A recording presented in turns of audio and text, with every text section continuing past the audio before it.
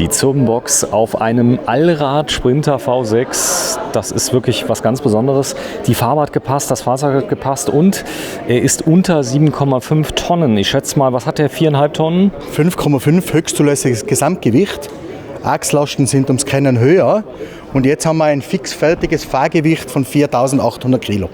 4.800 Kilo, das heißt, er hat hinten Zwillingsbereifung, trotzdem Allrad? Trotzdem Allrad, das ist alles original. Also da wurde nichts verändert. Wir haben nur die gleiche Radgröße wie vorne haben wir hinten drauf gegeben. So, und das ist ein neues Trägersystem, was ihr entwickelt habt. Ist ganz modular, das heißt, du kannst Sachen befestigen, wo du möchtest. Genau, so ist es. Das Ganze ist am Heck und am Dach Träger.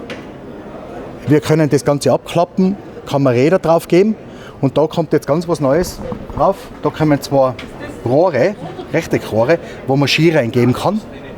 Kann das Ganze abklappen. Die Ski sind jetzt dann unterhalb. Und oben drauf sind meine Räder. Es kommt immer davon, was von einer Jahreszeit vor, was will der Kunde alles mitnehmen. Hast du selber gebaut? Ja, freilich. Alles mit meinen Mitarbeitern. Also ich selber zeichne, mit den Jolly Malstifte tue ich zeichnen. Computer zeichnen kann ich nicht. Und dafür habe ich meine Jungs und die machen das dann. So, das Besondere ist bei dem Fahrzeug genauso wie bei allen anderen ein diffusionsoffenes System, das atmen kann. Das Holz von innen nach außen kann atmen. Kann es auch von außen nach innen atmen? Ich frage mal so blöd. Nein, kann es nicht. Man sieht es da. Da oben sind die Entlüftungsöffnungen. Da ist der Unterdeck offen und dort kann die ganze gesammelte Luft entweichen. Okay. Komm, ich gehe mal kurz nach vorne, dass wir das Fahrerhaus mal sehen, das drauf ist. Da ist er, der Sprinter, in wirklich einer schönen Darstellung. Es ist ein unglaublicher Magnet. Du hast eine kleine Kleinigkeit gemacht. Du hast ein winziges Verdeck oben drauf gemacht. Was hat das für eine Fläche? 2,20 Meter mal 1,80 Meter. Das kannst du einfach öffnen. Genau, fast 90 Grad. Damit es... Jetzt unsichtbar, aber es sind Solarpaneele drauf. Zeig mal drauf. Was ist das hier? Das ist die Entlüftung für den Kühlschrank. Ein Kühlschrank? Genau, für das Aggregat vom Kühlschrank. Ach, das geht auch schön. Ja. Das ist schön. Das gefällt mir gut. Unten drunter hast du praktisch Riffelblech. Ist das Alu eigentlich? Das ist alles Alu. Alu lackiert, strukturlackiert. Unten drinnen haben wir Hydraulikaggregatsystem drinnen fürs Dach. Okay. Dann Wasserstandheizung ist im Motorraum drinnen für hinten. Wir produzieren Warmwasser über Eversbecher Wasserstandheizung mit 5 kW. Für den Boiler kann ich natürlich auch mit Strom beheizen. Das Fahrzeug hat jetzt ein 400 Ampere Mastervolt Lithium drinnen. Auf 12 Volt? Auf 12 Volt, ja. Mit 400 Ampere. Hier vorne siehst du, da hast du noch einen kleinen Gepäckträger, der aber zeitgleich natürlich auch einen recht praktischen Nutzen wahrscheinlich hat als Astabweiser, oder? So ist es. Nach rechts und nach links wie ein Austabweiser wirkend. Und der Kunde gibt sich da so Kunststoffboxen rauf. Und ich glaube, er macht sich sogar in eine Box einen Stromgenerator rein. Deswegen hat er hinten ein Leitersystem, was er reinhängen kann. Und im Notfall den Honda-Generator von oben zu starten. Der ist schon fit, der Kunde. Der hat viel gelernt mit dem ersten Fahrzeug, nehme ich an. Weiß jetzt genau, was er will. Mittlerweile das dritte Fahrzeug. Der erste war ein Direx von Explorix. War er sehr zufrieden. Aber wenn Sie vom Skifahren zurückkommen sind, dann ist natürlich innen drinnen das Wasser runtergekommen. Weil das Ganze kondensiert hat. Und dann hat er uns mit der Zirbenbox entdeckt. Der hat jetzt einen großen Atego von uns. Wenn Sie mit der Familie fahren, nehmen Sie einen großen Atego. Und wenn Sie zu zweit fahren, machen Sie das Ganze jetzt mit dem Sprinter. Das hier ist Cabrio-Verdeckstoff. Da hast du erzählt, das muss zum Beispiel einen Überschlag beim Test aushalten, beim Crashtest. Und unter diesem Cabrio-Stoff, der ja dicht sein muss, bei ganz teuren Cabrios wie Porsche, BMW und so weiter, da ist das Holz schon direkt drunter, oder? Ja, eine Art Holz. Da wird das vollflächig aufkaschiert und das hat auch den Vorteil, dass wir die Elemente, wenn sie mal kaputt sein sollten, richtig kaputt sein sollten, können wir sie ganz einfach austauschen. Ein Loch zum Beispiel? Ein Loch passiert nicht so schnell. Also da muss schon ein Felsen da stehen. Ein Loch selber so im Stoff passiert gar nicht. Aber dann kann ich das immer noch lösen, indem dass ich das wie wenn man eine Windschutzscheibe ausschneidet und ersetzt sie neu. Das Gleiche kann ich da machen. Die Leute haben ganz oft bei den großen Fahrzeugen geschrieben, die keine Ahnung hatten, haben reingeschrieben, das ist ja alles Käse, diese Cabrio-Verdeckstoffe gehen ja direkt kaputt, die werden undicht, in Wahrheit ist es ganz anders, oder? So ist es. Ich meine, ein Porsche wird nicht undicht, ein Mercedes wird auch nicht undicht. Es hat aber Cabrio-Verdeckstoffe gegeben, das waren Vinyldächer, das war einfach Kunststoff und wenn aus dem Kunststoff die Weichmacher weg sind, dann passiert genau das. Aber auch Baumwolle bzw. mit einem Acrylatanteil drinnen und Kautschuk und wieder das gleiche Außenmaterial, ein dreilagiges Material, so einfach wird das nicht kaputt. Was ist denn oben am Dach? Ist das gleiche Stoff? Am Dach haben wir keinen Stoff, da haben wir ganz einen speziellen Kautschuk, aufgebracht Kautschuk mit Vlies. Man verwendet das auf Baustellen, das ist eine ganz extreme Bauwerksabdichtung. Jetzt hast du ja hier auch Seitenflächen, die sind ja gar nicht so beansprucht wie Dachflächen beim Cabrio. Das heißt also, ich sag mal, die und Wettereinflüsse sind ja bei weitem nicht so groß wie am Dach, oder? Ja. Also das sind ja so, wenn da ich sag mal was fest und, also da passiert nichts. Nein, da passiert nichts. Weil es ist ja auch außergewöhnlich, es baut ja keiner außer du, ja. Es gibt zwar einige, die machen Holzaufbauten, machen das vielleicht so ähnlich, aber du machst ja nur sowas, oder? Ja, ich meine, ich habe auch noch nie ein GFK bei uns auf den Wohnhäusern, auf den Dächern gesehen, weil es nicht funktionieren kann. Aber man sieht ja Holzschindeln bei uns auf den Dächern, die was um ein Minimum 50 Jahre halten, bevor ich sie austauschen muss. Also kann das Produkt nicht so schlecht sein. Komm, wir gehen mal rein, schauen uns das an. Das Besondere, was ihr nicht riechen könnt im Fernsehen, ist leider der Duft. Denn der Duft ist so phänomenal, dass die Leute, die reingehen, wirklich sagen, ich fühle mich wie in einer bayerischen Sauna. Das ist Allrad mit allem drum und dran. Und hier oben hast du die ganzen Aufbauten mit jeweils den entsprechenden Anschlüssen, die mit dabei sind. Wir gucken mal ganz kurz rein. Die Tür ist nicht eckig, die ist rund. So ist es. Wie bei allen unseren Türen sind gerundet. Einmal aus statischen Gründen, einmal damit auch der Bolzen, was unten rausfährt, der ist versetzt montiert, dass der Bolzen auch nicht in der Rundung rausfährt. Er fährt da in ein Kunststoffprofil rein und nutzt die Kompression, damit die ganze Tür dort in die Dichtung geht, wenn ich den Riegel hochziehe. So, und jetzt mache ich noch, und jetzt sieht man, wie sich die Tür nach innen in die Kompression gibt. Ich muss das auch nie nachstellen oder was. Das kommt ja wahrscheinlich aus dem Nutzfahrzeugbereich, sowas, oder? So ist die Beschläge? Es. Genau, aber alles innenliegend. Also nicht irgendwie wie ein Garagentorverschluss, sondern schon alles innenliegend. Das heißt, das ist hier wirklich flächenbündig? Flächenbündig eingefräst. Man sieht das da. An der Stirnseite sieht man es. Da ist Material eingesetzt, dass nichts vorsteht. Und das sind halt so Detaillösungen. Was ist hier drunter unter dem? Da? Ja. Ein Staufach. Da hat der Kunde seine Außendusche, kalt warm. Da ist für ein Heizungsexpansionsgefäß. Das sind so unsere Verschlüsse. Ah, wie geil. Sag mal, habt ihr die neu entwickelt? Oder? Ja, die haben wir neu entwickelt, weil es war immer das Problem, der Kunde sagt, die Verschlüsse heben nicht zu. Die was standardmäßig bei Wohnmobil verbaut werden. Aber ich kann nicht beweisen, hat er vergessen, den Buschlock zu schließen oder war offen. Und dann habe ich gedacht, so, jetzt muss ich eine Lösung finden, wo das Ganze nicht mehr passieren kann. Und das ist jetzt ganz eine einfache Lösung, wie man früher Stalltüren verschlossen hat. Ist das Schwerkraft, oder? Genau. Nee. Durchs eigene Gewicht. Und das ist auch rüttelpistenfest. Das macht der Hebel und mit der Schwerkraft kann das nicht aufgehen. Du meinst, dass also so praktisch Hersteller wie Dometic und so demnächst schwerkraftgesteuerte Schlösser anbieten? Weiß ich nicht. Aber das ist ja schlau schon... sein, würden sie es machen. Das heißt, es ist ein System, was es seit Hunderten von Jahren gibt, hast du neu erfunden? Naja, abgeschaut. Da ist das Gleiche wieder, also innenliegende Türscharnieren. Es muss alles auch an Stellen, die man nicht sieht, perfekt sein. Das ist dein Anspruch. So ist es. Es passieren, wie gesagt, auch wieder Fehler. Die Fehler beheben wir. Teilweise müssen wir, weil wir das Material nicht vorrätig haben, müssen wir halt irgendwas improvisieren. Gut, das ist ja wie beim Hausbau. Also du hast ja auch viele Teile, die du nicht selber machen kannst. Sei es Elektrik, sei es Heizung, was weiß ich, die du zugeliefert kriegst. So kaufen. Und müssen wir halt, auch wenn was passiert, auch da die Kröten fressen und sagen, okay, wir haben sie nicht kaputt gemacht. Wir versuchen natürlich auch für die Lieferanten die Produkte zu kriegen, auch auf Garantie und solche Sachen. Aber wir haben relativ gute Lieferanten und ich lasse sie leben, sie lassen uns leben. So. Dann gehen wir mal schnell rein, bevor die nächsten kommen. Also nicht, dass wir die raushalten wollen, aber es ist halt sehr umlagert.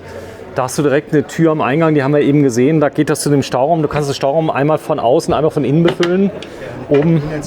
Warte mal, ich komm mal rein. Nein!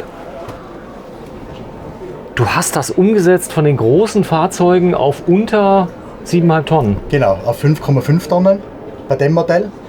Wie gesagt, der Kunde hat schon den gleichen Grundriss bei seinem großen Fahrzeug und wollte unbedingt ein Längsschläferbett drinnen haben. Und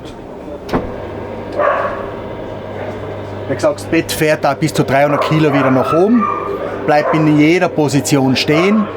Es ist da ein Rosshaarmatratz verbaut mit einem Top-Rosshaar-Topper nochmal drauf. Gibt es eigentlich einen Fliegenschutz oben drauf? Gibt es auch, ja. Den kriegt der Kunde mitgeliefert. Ob man verwendet oder nicht, das macht er sich dann selber.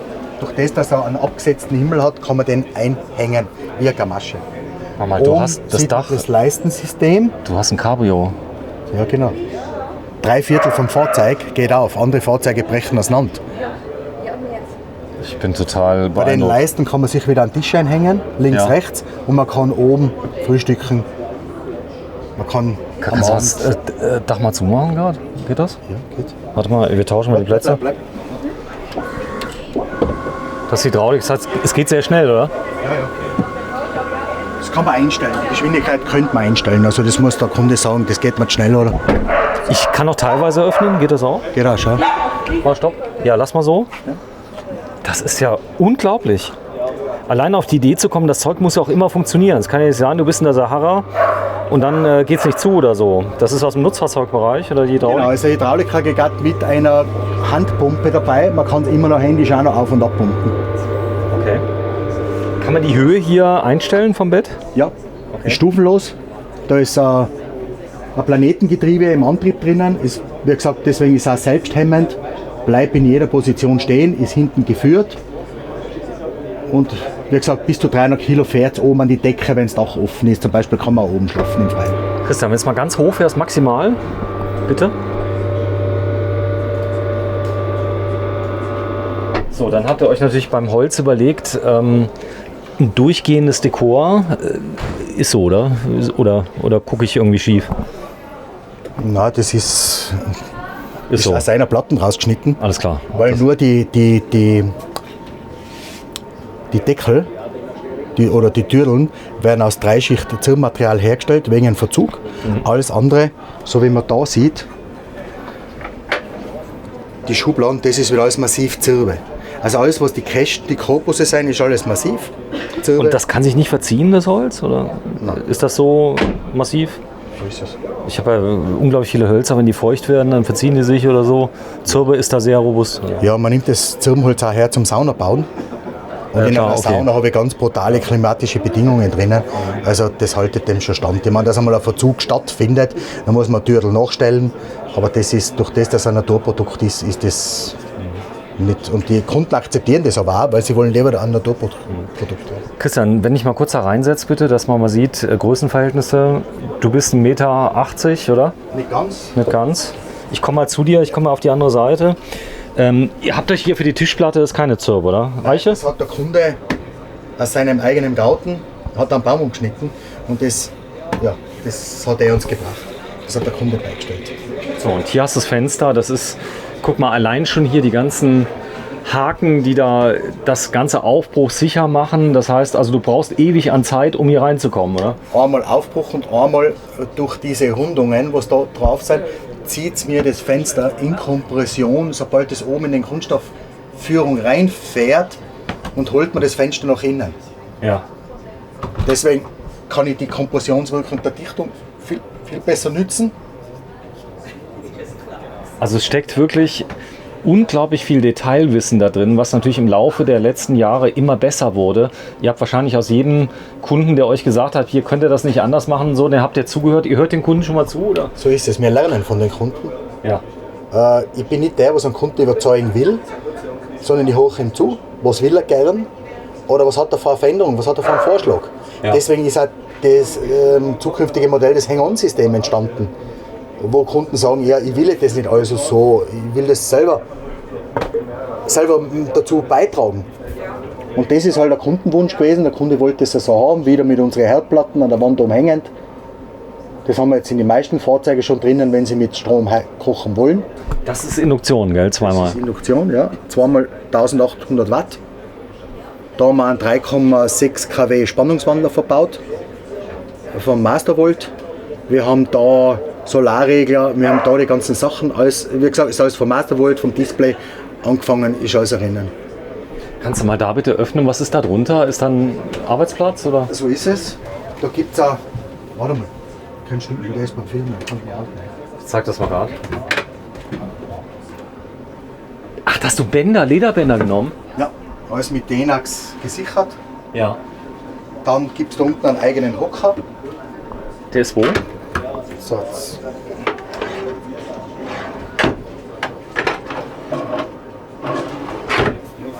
Ich liebe die Verschlüsse, liebe ich ja. Das ist der Hocker. Das ist der Hocker, damit sie da am PC arbeiten kann. So, das geht dann so. Und von da aus kann sie dann ihre Arbeiten machen. Kannst du mir nochmal aufstehen, bitte, Christian? Das ist ein Hocker. Ja, so ein Hocker. Ich liebe dein neues Verschlusssystem mit diesen schwerkraftgesteuerten. Warte, ich mache mal gerade hier zu, dann wird es ein bisschen leiser. Was natürlich krass ist, ist nicht nur die Wärmewirkung, sondern auch die Schallisolierung oder die Schalldämmung, die du hier hast durch die Fenster. Das ist ja enorm. Du machst die Fenster zu, dann ist Ruhe. So ist es. Es ist auch, wie gesagt, wenn wir viel mit Wolle arbeiten, so wie die Lohnstoffe, das ist alles schallschluckend. Da haben wir nur jetzt einen Schutzboden drinnen. Da haben wir unseren Lederboden wieder verbaut. Genau, das ist ein 4 mm starkes Rindsleder. Die Farben sucht sich der Kunde selber aus. Wenn wir von unten her schauen, da hinterm Sockelbereich ist unsere Warmwasserheizung verbaut. Ja. Wir nutzen die ganze Zirkulation der Heizung. Wir haben da im Hintergrund nochmal ein Heizsystem verbaut. Das heißt, du hast ein Warmwassersystem hast du hier drin mit Heizkörpern, oder? Jawohl, Okay. mit Konvektoren. Konvektoren? Genau. Wärmetauscher oder wie läuft das? Nein, das läuft direkt über die Wasserstandheizung. Wir verwenden nicht das Wasser vom Motor, sondern über eigene 5 kW Wasserstandheizung. Ach, ich kenne die Ebersbecher, die große. Genau. Oder? Nein, es ist eine 5 kW, 5 kW. mit Höhenanpassung und jeden Pipapo halt schon drin. Und die auch im Profibereich im Einsatz ist. Genau. Die ganzen, glaube ich, Skidienste, die Raupen haben alle die Ebersbecher drin. Genau, oder? und militärische Fahrzeuge Militär, mittlerweile ja. auch schon. Ja. Sehr schön. Also das habe ich verstanden. Jetzt sag mal, hier auf der Messe, die Leute müssen noch wahnsinnig werden, wenn die das Auto sehen. So ist es. Ist wirklich so, oder? Ja. Man sieht das den ganzen Tag, was wir von Besucherandrang haben. Du musst da dauernd die Leute rausschicken, das ist mir schon so peinlich.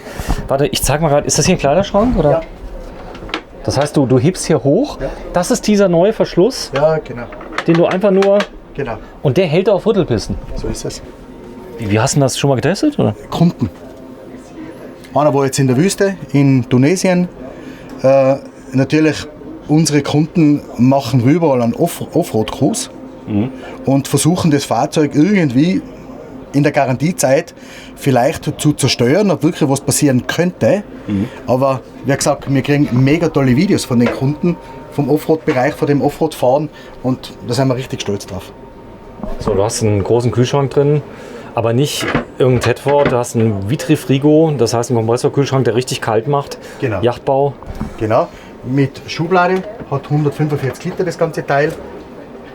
Hab Gefrierfach. Und das Feine ist bei dem, der Generator ist separat. Und den Generator kapseln wir auch separat. Das ist wirklich kein Generator, ist auch der Kompressor. Du hast Mastervolt drin, das heißt, du kannst die Ladefunktion abends runterregeln, dass also die Lüfter rausgehen, oder? Ja. Das geht. Wir können in großen Wechselrichter ausschalten. Warte, ich zeig's mal gerade. Der ist da drin. Der große Wechselrichter ist also da drinnen. Boah, wie schön das auch hier gemacht ist. Ist noch nicht ganz fertig, oder? Das Auto. So ist es, man sieht es da ist noch nicht ganz fertig, aber wird am Wenn halt die Messe kommt, das hilft dir auch ein bisschen, oder? Um fertig zu werden. So ist es, ja. Okay. Mastervolt, warum Mastervolt? Du könntest ja auch Victron holen oder irgendwas. Skalierbar. Wir haben einmal einen Victron verbaut, wir haben bei Victron angefragt und da hat mich, das war damals mal bei der Boot Düsseldorf, der Victron-Mitarbeiter relativ abserviert, weil ich habe gebeten, ob es möglich wäre, wenn wir ein großes Fahrzeug ausstatten mit Victron und Fischer Panda, dass da ein Monteur vorbeikommt und uns das Ganze mal zeigt, auf was müssen wir bei Victron aufpassen. Und dann hat er gemeint, ja, die Arbeitsstunde kostet 240 €, Anfahrtszeit und Minimum eine Woche. So, und dann haben wir gedacht, okay, das kann es nicht sein. Das ist ja kein Miteinander. Das ist ja irgendwo Dann habe ich das Ganze mit Mastervolt probiert und die haben uns sofort dann zur Verfügung gestellt. Da ist auch jemand aus Österreich, der richtig gut ist, gell? Die Firma Thoma. Ja. Die sind gut und wir fahren auch immer auf München raus zu den Schulungen, meine Mitarbeiter. Und ja, und wir haben ein super Ding, wenn uns was passiert, uns wird so geholfen. In Kunden wird auch an der Strecke geholfen. Es wird sofort irgendwo ein Partner weltweit gefunden, wo der hinfahren kann, oder er macht es mit der Fernwartung. Zeig mal bitte diese Kochfelder. Die sind von Fabita und kommen aus Italien, nehme ich an. Kommen aus Italien. Ich habe die in Mailand auf der Küchenmesse entdeckt. Mittlerweile verbaut die auch die Firma Hühnerkopf Klaus. Und man sieht es auch speziell in deinem Video, wo gefragt worden ist, ob jemand sagen kann, wo ist das her. Also die selber Bastler machen sich das relativ einfach. Ja, aber ich habe auch kein Problem, wenn ich es ansage. Kein Thema. Also es ist das schönste Kochsystem, das ganz flexibel natürlich gestaltet werden kann. Du kannst es hinstellen, wohin du möchtest. Eine Platte, 2 Platten. Ja, und wird auch so gesichert. Wird gesichert. Da oben, das hast du gebaut. Genau. Ja, okay. Der ist ein normaler Schnappverschluss. Okay, das war's. Oben drin, wenn du mal bitte eins aufmachst von der Tiefe, das geht doch. Das ist relativ wenig, weil das Bett genau da runterfährt. Ah, okay. Das würde dann, aber es passt alles rein. Fahr mal mit der Hand ein bisschen rein, dass man mal sieht. Ja, passt. Es ist, jedes Fach ist natürlich gesichert. Wenn man Türen aushängt, könnte man es stufenlos verstellen. Man sieht es unten auf, wird alles flächenbündig eingearbeitet. Da steht kein Metall vor, nichts. Und das ist dein neuer Verschluss? Genau. Der Heustadelverschluss. Oh. Nennen wir es Heustadelverschluss. Sehr schön. Und drunter, was hast du da noch am Platz? Wir haben jetzt da noch. Wow. Die gehen ja richtig raus. Ja. Das Material, allein wie das zufällt, ja. Christian. Bomben. Das sagt der Kunde. Also der Kunde kriegt von uns ein Maß. Der Kunde sagt, wie viele Schubladen will ich drinnen haben, will ich ein Mülltrennsystem drinnen haben, das kann der Kunde selber machen. Du bist Handwerker, kann man das sagen? Ja. Ja. Was hast du gelernt? Ich komme von der Mercedes-Seite. Ja. Ich habe auf Nutzfahrzeug gelernt und war dann einmal 28 Jahre lang Totengräber. Okay. Achso, Schreiner auch, oder? Nein, Totengräber. Totengräber. Wir haben Gräber geöffnet in ganz Tirol bei 54 Friedhöfen. 28 Jahre lang. Hast du leer geräumt? Auch. Ja. Und da lernt man so umzugehen und Lösungen zu finden. Weil die Beerdigung war um 14 Uhr. Und wie man das gerade öffnet, hat niemand interessiert. Aber um 14 Uhr ist Beerdigung. Also da sind wir flexibel geworden. Und wir haben immer Lösungen finden müssen, auch technische Lösungen. So ist es ja nicht gewesen, dass das alles so einfach ist. Das haben wir ja nicht mit der Hand gemacht, sondern mit Maschinen. Und da habe ich dann in der Zeit gesehen, dass niemand Müll trennt. Dann habe ich ein Mülltrennsystem entwickelt. Dann war ich irgendwann einmal der größte Containerdienstbetreiber von ganz Tirol. Und habe dann meine Marke Schatz Gräber verkauft. Habe dann meine Mitarbeiter gefragt, wie soll die neue Firma zukünftig heißen. Dann kommt ein Mädel drauf und sagt Schatzmeister. Dann sage ich, Güler, wie kommst du auf Schatzmeister? Dann sagt sie, das sind ja die, die aufs Geld aufpassen. Ja. Du heißt jetzt Schatz oder Schatzi? Nein, Schatz. Und deine Frau nennt dich wie? Schatzi. Schatzi, siehst du. Dusche, klär mich auf. Dusche haben wir da. Entschuldigung. So, jetzt ist hier unten eine Decke drauf als Schutz. Du hast einen Durchstieg nach vorne. Ja. Das heißt, das Ding ist weltreisetauglich. Ja, verschließbar. Wir haben eine Trenntoilette. Eine Trilino. Genau. Wir haben wieder unser Klappwaschbecken. Wow. Jeder Zentimeter genutzt. Und da oben ist der Ventilator drinnen, was beim Duschen das Ganze absaugen würde. Okay, das heißt, du kannst duschen und kannst die Tür zumachen. Genau, beide Türen kann ich zumachen. Mhm.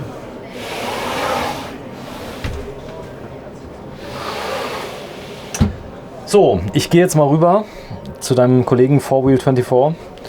Ich werde mal ein bisschen filmen. Heute hast du mich wirklich umgehauen, muss ich sagen. Nichts gegen deine großen Fahrzeuge. Die waren schon richtig spitze. Aber sowas auf engstem Raum hinzukriegen, für einen Kunden, der ein großes Fahrzeug hat, ich glaube, was hat er denn gesagt? Hat er schon gesehen? Hat ihn schon gesehen, ja, hat den Parkesingen schon bewundert. Und? Sind sehr happy. Sie sind nämlich beide Fahrzeuge in Parkesingen gestanden.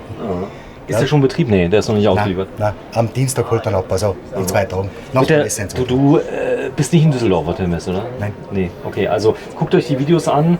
Der Christian ist eins, er sagt seine Meinung frei raus, da müsst ihr euch dran gewöhnen. Denn ich sag mal, der Kunde, ja, aber ist ja nichts Schlimmes. Ich meine, man weiß bei dir, wo man dran ist. Du musst ehrlich sein, fertig. Wenn ich ein Auto bestelle, da ist ja was anzuzahlen. Wie funktioniert das, die Anzahlung? Wir kriegen vom Kunden 10%. Ja. Nicht vom Fahrzeug, wenn das Fahrzeug später kommt oder was, sondern nur von der Box. Von der Box. Genau. Okay, das heißt 10%, also was weiß ich, Auto kostet 400.000 Euro, zahlt er 40.000 Euro an, dann legt ihr los, Auslieferdauer 2 Monate? 3 Monate ab Baubeginn. Und Baubeginn wann? Das ist dann verschieden, wenn das Auto angeliefert wird. Teilweise haben wir die Box schon vorgearbeitet. Wir haben jetzt eine Box vorgearbeitet für einen Kunden. Der Kunde kriegt einen Tatra, 4x4 Tatra. Und da kommt die Box drauf und das Auto sollte im August kommen und seitdem kriegt er das Auto. Aber wenn ich jetzt heute eine bestelle, kriege ich Ende 23 einen Bauplatz?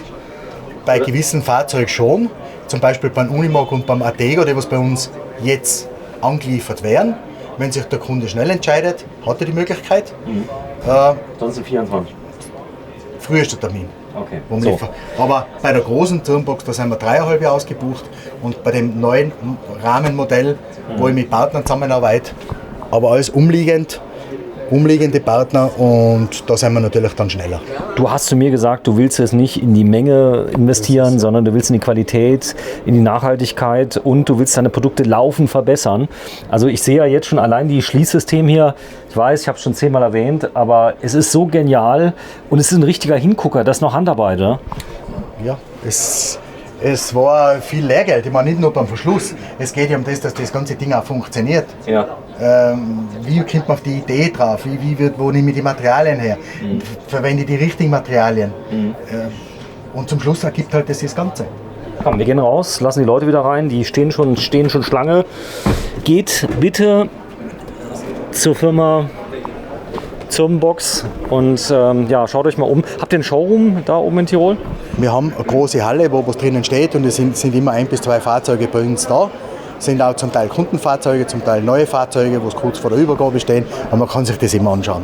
Ja, und schaut euch bitte an, wir haben gefilmt einen 3,5 Tonner, ein modulares System. Gibt es ein eigenes Video zu. Vielen Dank, Christian. Danke, Sven. Und viel Glück. Danke.